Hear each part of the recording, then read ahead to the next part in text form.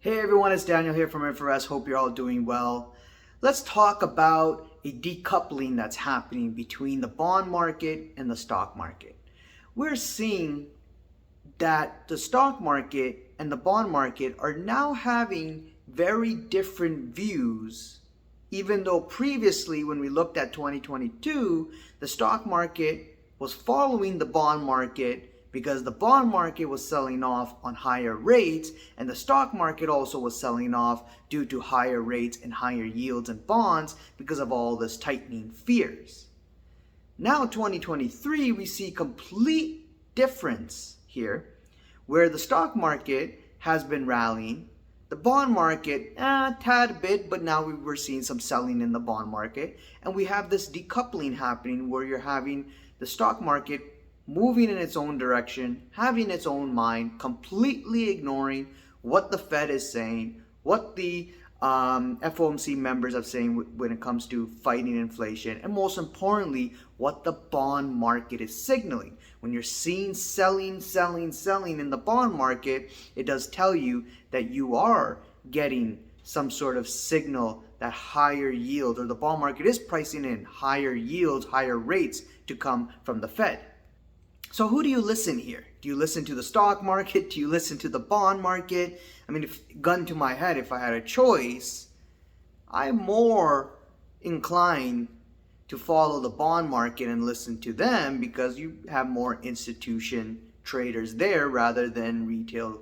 A lot of retail traders mostly participate in the stock market. When you look at CPI on CPI day, you saw some meme stocks and even Bitcoin rally all of a sudden and spike up all of a sudden on an inline CPI, but you don't see that in bond world, right? In the bond world, you're still seeing, especially on the short end, sell-offs, and continuation of sell-offs as the bond market is repricing this new terminal rate and figuring out, what is the Fed going to do? What's the future going to look like in terms of inflation?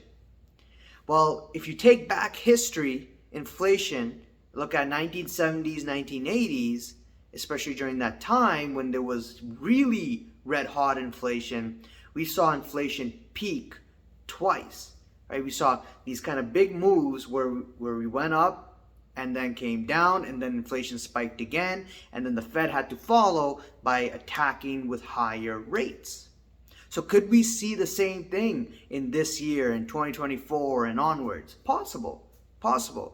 And as more data comes out, and I believe we have to be data dependent as we get more information, we'll have to follow what the data is telling us, what the economy is telling us, and therefore, based on whatever the data is telling us, if the data continues to be resilient and strong, and you do get the Fed coming out saying we got to do more, because remember, the Fed did not tell us that where they're going to stop. Although, yes, they have shown us through their projections that there is a level for this year where they see rates topping out, but they did not say that, we are going to fully commit to that.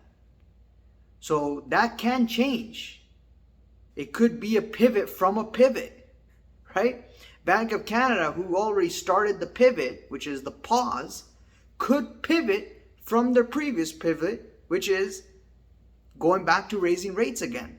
And the Bank of Canada said that we could go back to raising rates if inflation's not coming down. Same thing with the Fed, same thing with a lot of central banks out there. So if we see data continue to be hotter than usual, sure, the bond market may continue to sell off, price in higher rates. The equity markets, as we're seeing right now, continue to shrug it off and continue to rally. Eventually, at one point, I don't know when, maybe September, maybe December of this year, maybe 2024, the stock market may be in for a rude awakening and realize later that, hey, this rally is not going to sustain, and you might get panic selling, especially if the Fed comes in and says, hey, we got to do 6%, or hey, maybe even more than 6% may be needed, right? Inflation's at 6.2.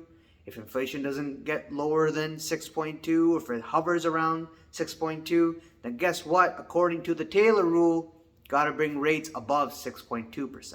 But we will see. We'll continue to be data dependent. We'll continue to monitor all the data month by month. I'll post the videos here. I'll give you my analysis on what I think. And let me know what you guys think. Leave a comment below. Hit the like button, subscribe, and the bell icon to be notified on the next video. And I'll see you guys in the next video. Cheers. Bye.